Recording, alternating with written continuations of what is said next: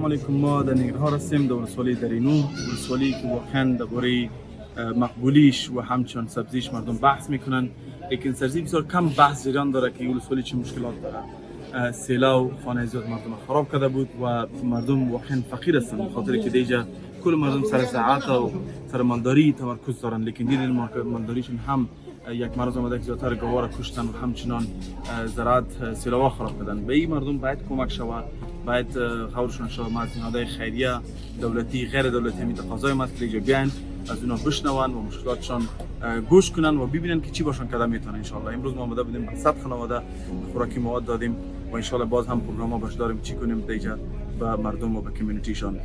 این فقط شارت ویدیو بود و همچنان دیگه معلومات از در نور خواهد شد.